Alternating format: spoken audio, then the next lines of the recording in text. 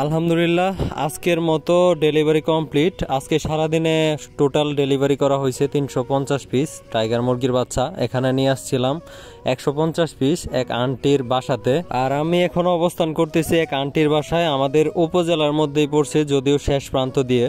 তো যাই হোক, ওনার বাসাতে আমি আজকে নিজে ডেলিভারি নিয়ে আসছিলাম। আর রাত্রে মোটামুটি 10টা বাজে গেছে।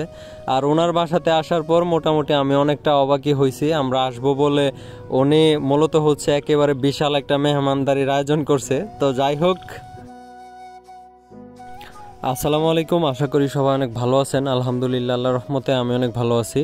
তো এখন বাজে হচ্ছে সকাল 7:30, আর আমি আছি হচ্ছে গাজীপুর জেলায় শালনা নামক একটা জায়গায়। এটা হচ্ছে ময়মনসিংহ ঢাকা মহাসড়ক।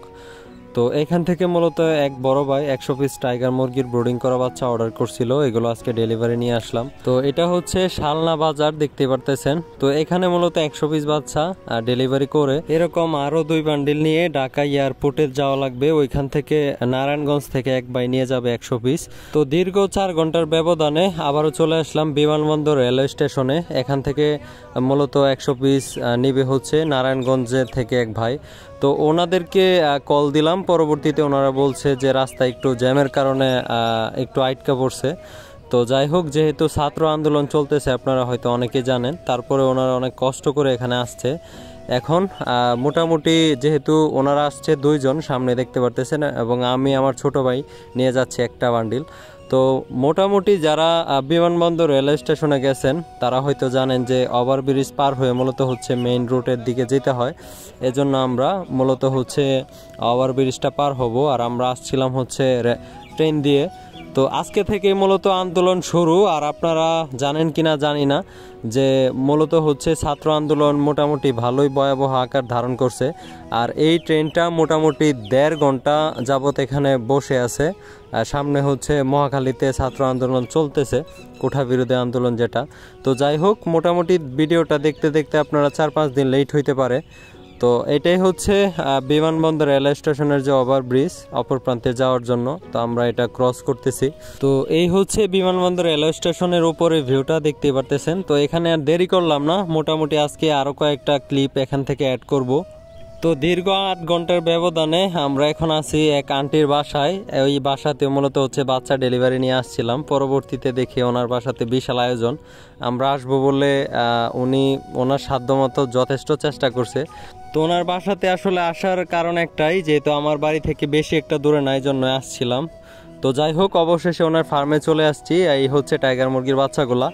তো বাসা থেকে একটা অটো ভরে ওনার বাসাতে পাঠাই দিয়েছিলাম। পরবর্তীতে আমি মোটরসাইকেল নিয়ে আসছি, যে ভাই আনছিল বাচ্চাগুলো ওনারে আমি নিয়ে আসছিলাম ওনার বাসাতে। তো পরবর্তীতে উনি বাচ্চা ছাড়ার পরে আমরা হালকা একটা নাস্তা এবং রাতের খাবার শেষ করে আসলাম হচ্ছে এখানে বাচ্চাগুলো কি অবস্থায় আছে এটা আপনাদেরকে দেখানোর জন্য। তো যাই হোক, দেখতে পারতেছেন বাচ্চারা নর্মাল খাবার দাবার অলরেডি শুরু করছে। উনি খাবার দিছে, পানি দিছে।